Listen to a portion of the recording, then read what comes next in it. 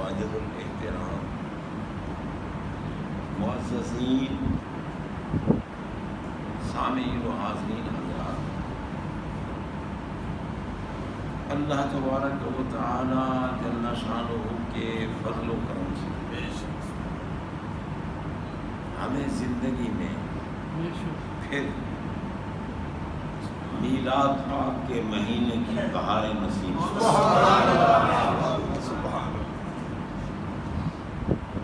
ہمیشہ کسی شے کو اگر عظمت نصیب ہوتی ہے تو نسبت کے اعتبار سے رمضان پاک کو عظمتیں حاصل ہیں، اس میں قرآن نازل ہوتا ہے،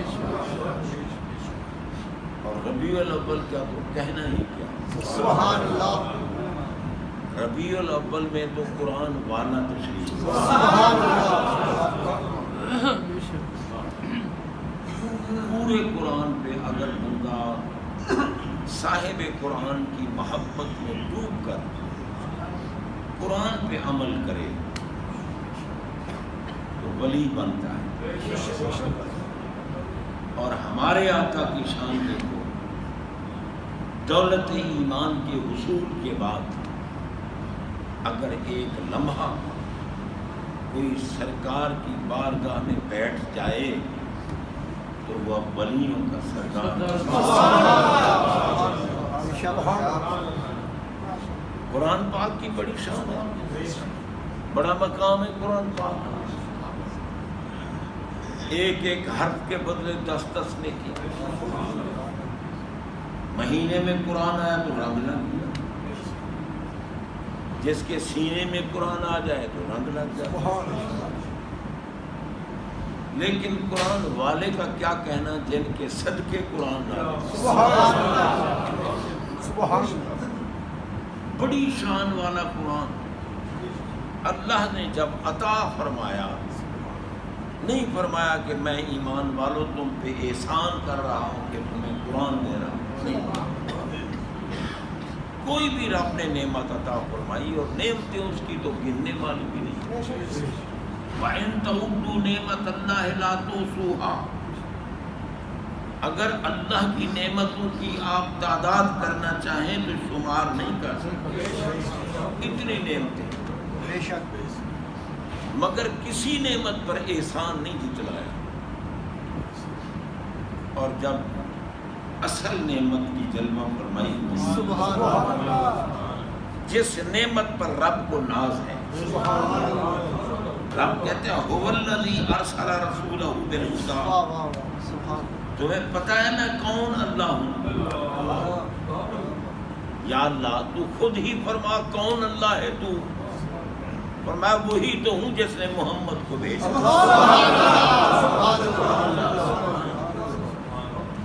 کتنی عظمت ہے ہمارے آقا کی۔ اگر کوئی بھی بات کہی نسبت محبوب کی، وَإِذْ قَالَ رَبُّكَ، محبوب جب آپ کے رب نے فرمایا، فَلَا وَرَبِّكَ، محبوب آپ کے رب کی قسم، وَيَبْقَى وَجْهُ رَبِّكَ، ہر چیز ختم ہو جائے گی مگر آپ کا رب باقی، آپ کا رب، یہ نہیں کہ میں رب باقی ہوں، نہ، محبوب کی طرف، کہ تاکہ دنیا جان جائے کہ پاگلو تم کہتے ہو نبی ہم جیسا ہے، میرے محبوب کی عظمت کا تمہیں کیا پتا، میں خود اللہ اپنے محبوب پہ ناز کر رہا ہوں، مانا لقد من اللہ علی المؤمنین، میں 3 تاکیدوں کے ساتھ اللہ نے احسان کیا، احسان کیا، احسان فرمایا جب محبوب ہے۔ اب بتائیں اتنی بڑی نعمت آئے اور بندہ خوشی نہ منائے، رب نے محبوب عطا کیے تو خوشیاں منائیں، عطا کرتے وقت ابھی محبوب دنیا میں نہیں آئے، آپ کی اماں جان حضرت سیدہ آمنہ پاک سلام اللہ علیہا فرماتے ہیں ہر نبی میرے پاس، ہر مہینے نبی میرے پاس سرکار کی عظمت سن کر خوش ہوا کرو۔ کچھ لوگ مجھے ایسے نظر آتے ہیں جیسے بیچارے حیرت میں مبتلا بیٹھے ہیں کہ کیا ہو رہا ہے۔ اللہ کی قسم اگر محبوب نہ تشریف لاتے تو پتہ نہیں اس دور کی بدکاریاں کیا بنا دیا ہوگا، کیونکہ بدکاریوں کا دورہ ہے۔ دیکھو نا اسلامی ملک پاکستان کا مطلب کیا؟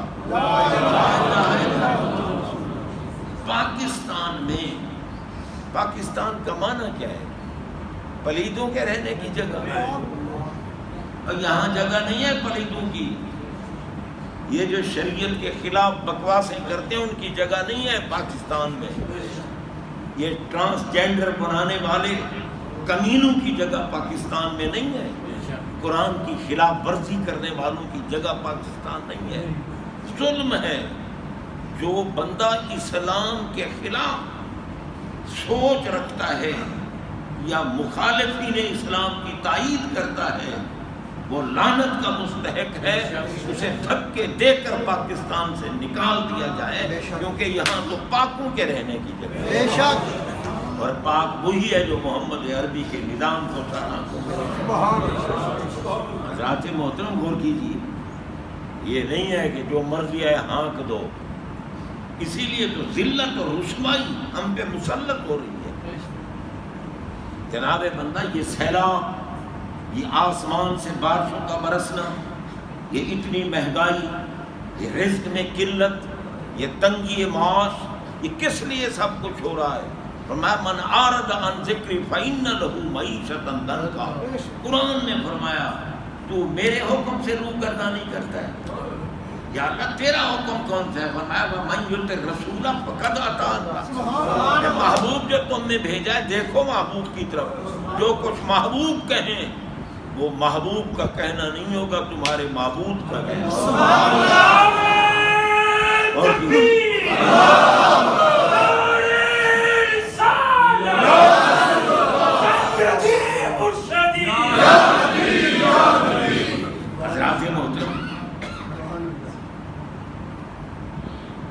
ٹھیک ہے، بے نماز بھی گندا آدمی ہے، نماز جو نہیں پڑھتا وہ بھی قابل نفرت ہے، احکام شریعہ کو جو پس پشت ڈالتا ہے وہ قابل نفرت ہے، شرابی انتہا درجے کا قابل نفرت اور بدماش آدمی ہے، چوری کرے ڈکیتیاں کرے، بہت گندا آدمی ہے، لیکن چوروں سے، ڈاکوؤں سے، شرابیوں سے، زانیوں سے گندا، سب سے بڑا گندا وہ ہے جو ٹرانسجینڈر جیسے قوانین ترغیب دیتا ہے اور لا کے آتا ہے۔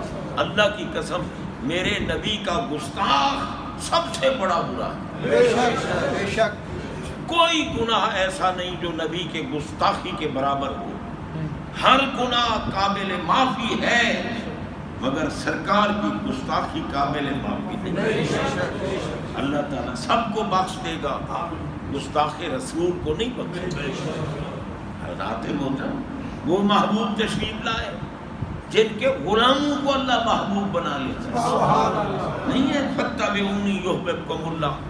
او میرے بندو، اگر میرا بندہ بننا چاہتے ہو میرے محبوب کی طرف دیکھو، ان کا توقع غلامی سے بے گلو کرو، جو کچھ وہ کہیں سر تسلیم خم کر لو، ان کے حکم کے آگے سر نگوں ہو جاؤ، ان کے حکم پر عمل کرو۔ ایمان کی دولت کے حصول کے بعد یحببکم اللہ، میں بے نیاز رب ہوں، کسی کا محتاج نہیں ہوں، میں قادر مطلق ہوں۔ جب محبوب کی محبت میں ڈوبا ہوا غلام دیکھتا ہوں، میں بے نیاز رب اس کو محبوب بنا لیتا ہوں، میں خود اس کا محب بن جاتا ہوں۔ کیا شان ہے ہمارے آقا! جن کے نوکروں سے بے نیاز رب محبت کرے، یحببکم اللہ، ماں نبی کے غلاموں میں تمہارا محب ہوں۔ غلاموں کا مقام کیا ہے جب محبوب بن گئے؟ تو فرمایا دنیا کو پتہ ہی نہیں ہوتا کہ میں نے کس کو محبوب بنایا ہے، سب سے پہلے اس محبوب بندے کی محفل میں سجاتا، جن کے نوکروں کی محفلیں رب سجائے، آقا کی محفل کا مقام۔ حدیث پاک ہے، میں اپنی طرف سے نہیں کہہ رہا، حدیث ہے، مسلم شریف کی حدیث۔ ہمارے آقا فرماتے ہیں ان اللہ اذا احب عبدا دعا جبرائیل علیہ السلام وقالا انی احب فلانا فاحبہ۔ ہمارے آقا فرماتے ہیں جب اللہ کسی بندے کو محبوب بناتا ہے، اور یہ میں پہلے عرض کر چکا ہوں کہ محبوب کس کو بناتا ہے؟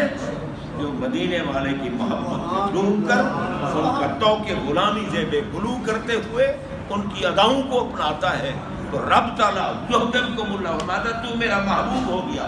میں اب رنگ نہیں دیکھتا، نہ رنگ دیکھتا ہوں، نہ روپ دیکھتا ہوں، نہ نسل دیکھتا ہوں، نہ نسب دیکھتا ہوں، میں کچھ نہیں دیکھتا، میں تو صرف محمد پاک کی محبت دیکھتا ہوں، ادائیں دیکھتا ہوں۔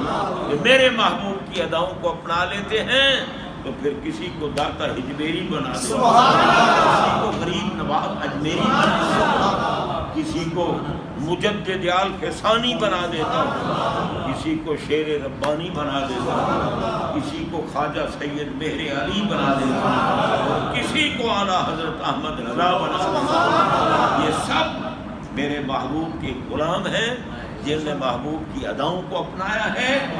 فرمایا میرے محبوب کا غلام محبت میں ڈوبا ہوا، ان کی اداؤں کو اپنانے والا میرا محبوب بن جاتا ہے۔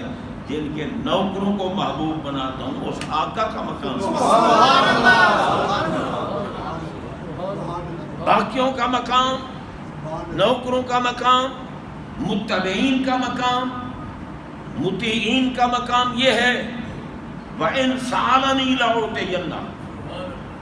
وہ اگر مجھ سے کچھ مانگے، اور کرو سالا، وہ جس کو محبوب بنایا ہے وہ مانگے مجھ سے، یا اللہ کیا مانگے، کتنا مانگے، کس کے لیے مانگے، کب مانگے، کہاں مانگے، یہ تمام متعدی کے متعلقات ہیں۔ فرمایا جب بنا محبوب لیا ہے تو پھر قید کیسی، جب مانگے، جس کے لیے مانگے، جتنا مانگے، جہاں مانگے، جیسے مانگے، دنیا میں بیٹھ کر مانگے، قبر میں بیٹھ کر مانگے، حشر میں مانگے، مانگنا اس کا کام ہے۔ لَأُعْطِيَنَّ، میں عطا کرتا ہوں، عطا کرتا ہوں۔ تو اگر کہہ دے کہ اس نان بائی کو یا اللہ میری شکل بھی عطا کر اور اس کو ولایت کا منصب بھی عطا کر، تو بس وہ مانگتا ہے، میں ہے وہ نان بائی۔ عبادات اور ریاضات کی کثرت نہیں، مگر اللہ والے نے کہہ دیا، باقی باللہ نے کہہ دیا اسے صورت بھی میری عطا کر، اسے ولایت کا منصب بھی دے، تو فرمایا پھر میں اسے ولی بھی بنا دیتا ہوں، اسے شکل بھی پیارے بنا دیتا ہوں۔ جناب بندہ فرمایا وہ کچھ مانگے۔ آپ غور کریں، میں نے بخاری شریف کی حدیث آپ کو سنائی ہے، ان سالنی ملا، تو اگر جاہل ہے تو ہمارا کیا قصور، تجھے کیا پتا اللہ والوں کا، قبر والے کیا دیتے ہیں، قبر والوں سے مانگنا شرک ہے۔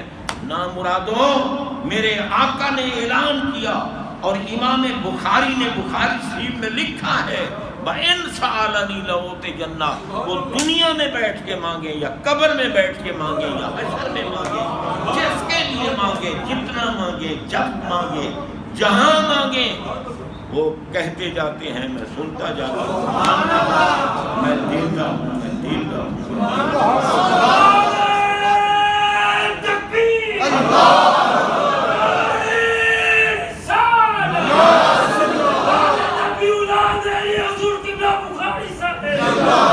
حضرات محترم غور کیجئے، یہ تو غلاموں کی بات کر رہا ہوں، متبعین کی بات کر رہا ہوں، مطیعین کی بات کر رہا ہوں، اطاعت شیاروں کی بات کر رہا ہوں، غلامی کرنے والوں کی بات کر رہا ہوں کہ جو مانگے، جس کے لیے مانگے میں عطا کرتا ہوں، عطا کرتا ہوں، عطا۔ جن کے نوکروں کا یہ مقام ہے، آقا کا کیا مقام؟ آقا کیا مقام؟ وہ بھی مانگے، ڈوب کے مر جائے وہ ملا جو کہتے اگر نبی مشکل کشا ہوتا تو پھر بیٹے کو بچا نہ لیتا کربلا میں۔ میں کہتا ہوں کمینوں، بیٹا مشکل میں ہوتا تو نہ بچاتا۔ بیٹا مشکل میں نہیں تھا، بیٹا امتحان کے کمرے میں تھا، ایگزامینیشن ہال میں تھا، اور میرے نبی نے کہا یا اللہ جتنے پرچے تو نے تیار کیے ہیں یہ میرا بیٹا ہے جو کربلا میں کھڑے ہو کر سارے پرچے حل کر کے آئے۔ حضرات محترم، اندھوں کو کیا پتا غلاموں کی دعائیں قبول ہو رہی ہیں، آقا کا مقام کیا ہے؟ فرمایا کل اہل یطلبون رضائی وانا اطلب رضاک یا محمد صلی اللہ علیہ وسلم۔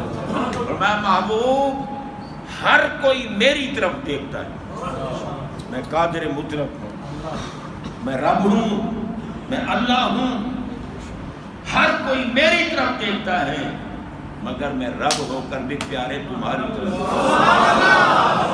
تمہاری طرف کیا دیکھتا ہے رب؟ فرمایا ہر کوئی میری رضا کا طالب ہے، ہر بندہ میری رضا چاہتا ہے مگر میں بے نیاز ہو کر بھی تمہاری رضا چاہتا ہوں، جیسے تمہاری رضا ویسے میری رضا۔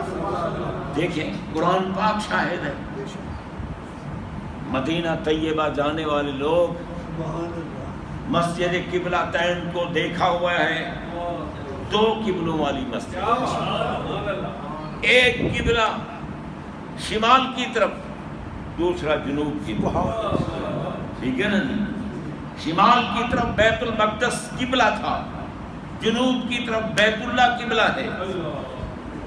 اور جناب ہمارے آقا یہ چاہتے تھے، ان کی رضا یہ تھی کہ ہمارا قبلہ کعبہ ہونا چاہیے، کعبہ کی طرف منہ کر کے نماز پڑھیں، چاہتے یہی تھے۔ نماز پڑھا رہے ہیں، 2 رکعتیں پڑھا چکے ہیں، 2 باقی ہیں۔ میرے آقا نے آسمان کی طرف دیکھا، جب سرکار نے آسمان کی طرف دیکھا تو بے نیاز نے فوراً کرم کی بارش فرمائی، فرمایا قد نرا تقلبک فی السماء، محبوب تقلبک تقلب وجہک فی السماء۔ اب دیکھو نا، میں بوڑھا آدمی ہوں، ایک لفظ بھی نہیں رہنے دیتے ہمارے، اور میں اگر غلط مسئلہ بیان کروں تو رہنے دیں گے۔ قد نرا تقلب وجہک فی السماء، وہ آپ کا چہرہ انور آسمانوں کی طرف اٹھتا ہوا میں دیکھ رہا ہوں، کیونکہ میں بے نیاز ہوں مگر دیکھتا تو تمہیں رہتا ہوں، دیکھتا تو میں آپ کو رہتا ہوں، میں آپ کا چہرہ انور اٹھتا ہوا دیکھ رہا ہوں۔ اور اللہ عالم الغیب ہے، علیم بذات الصدور ہے، رب تو جانتا ہے نا کہ محبوب کیوں دیکھ رہے ہیں جی، مگر فرمایا جانتا ہوں کہ آپ تحویل قبلہ چاہتے ہیں، قبلے کو بدلنا چاہتے ہیں، مگر محبوب اپنی مرضی سے قبلہ نہیں بدلوں گا جی، میں اپنی مرضی سے قبلہ نہیں بدلوں گا، قبلہ بدلوں گا مگر کدھر؟ اور میں تردا ادھر تمہاری رضا، فَلَنُوَلِّيَنَّكَ قِبْلَةً تَرْضَاهَا، ہمارے پیارے ضرور بالضرور، یہاں بھی 3 تاکیدیں ہیں، لَنُوَلِّيَنَّ نون سکیلہ 2 تاکیدیں، لام تاکید کا 3 تاکیدوں کے ساتھ فرمایا، فَلَنُوَلِّيَنَّ، یا اللہ پھیر دوں گا، پھیر دوں گا، پھیر دوں گا۔ مولا کس کے لیے پھیر دے گا؟ اور میں کہتے آپ ہیں، میں کسی اور کے لیے آپ کے لیے پھیر دوں گا۔ مولا کیا پھیر دے گا؟ اور میں تم قبلہ پھیروانا چاہتے ہو تو میں کچھ اور پھیروں گا، میں بھی قبلہ پھیر دوں گا۔ مولا کدھر پھیرے گا؟ اور میں ترداہا، جدھر مرضی ہے منہ کر لو ادھر کے ساتھ، جدھر مرضی ہے قرآن پڑھ رہا۔ فَلَنُوَلِّيَنَّكَ قِبْلَةً تَرْضَاهَا، جدھر آپ کی رضا ہوگی قبلہ وہی بناؤں گا۔ اور چونکہ آپ چاہتے ہیں کہ ہمارا قبلہ کعبہ ہو، انتظار کس بات کی؟ نماز میں ہی اپنا منہ ادھر فَوَلِّ وَجْهَكَ شَطْرَ الْمَسْجِدِ الْحَرَامِ۔ اللہ کی قسم، بھائی مرنے کے بعد اعمال تو منقطع ہو جاتے ہیں۔ مومن مرا مومن رہے گا، کافر مرا کافر رہے گا، نیک نیک رہے گا۔ مرنے کے بعد تو میاں اعمال میں تبدیلی نہیں ہوتی ہے، ضرورت کیا حساب کتاب کی؟ قبر میں سوالات پوچھے جا رہے ہیں۔ ما کنت تقول فی ھذا الرجل، مولا تو عالم الغیب ہے، تو تو جانتا ہے کہ بندہ قبر میں آئے، اس کا عقیدہ کیا ہے؟ پھر پوچھنے کی حکمت فرمایا، اندھوں کو دکھاؤں نا جو بکواس کرتے ہیں کہ محمد کیا کر سکتا ہے؟ پاگلو، محمد پاک ہی دنیا میں تمہاری عزتوں کا سبب، اور قبر میں بھی محمد پاک ہے جو تیری قبر کو جنت کا۔ تو کہتا ہے نبی سے مانگنا شرک ہے۔ قیامت کے دن بھی دکھاؤں گا جو میرے محبوب کے در پہ آئے گا، بس اس کی نجات ہوگی، اس کی نجات ہوگی۔ میرے محبوب کے دروازے پہ آئے گا اور میرا محبوب کہے گا کہ یا اللہ یہ میرے غلام ہیں، وہ بخش، میرے غلام ہیں۔ سب نبیوں کے پاس پھراؤں گا تاکہ کوئی یہ نہ کہہ سکے کہ کسی نبی کے پاس چلے جاتے تو یہ کام بن جاتا۔ میں نے کہا پہلے سب کے پاس پھرو تاکہ ملا کو پتہ چل جائے کہ جو مشکل کہیں حل نہ ہو سکتی ہو، محمد پاک کا دروازہ پاک وہ ہے، ہر مشکل حل ہو جائے۔ خلیل و نجی، صفی و مسیح، سبھی سے کہیں بھی بنی یہ بے خبری کہ خلق پھری کہاں سے کہاں تمہارے لیے۔ یہ آقا اس مہینے میں تشریف لائے، اس لیے جو ایمان والے لوگ ہیں آپ کی آمد پہ خوشیاں منائیں گے، محفلیں سجائیں گے، جناب بندہ اور سجائی جاتی رہتی ہیں۔ اللہ تعالیٰ ہمیں توفیق عطا فرمائے۔ وآخر دعوانا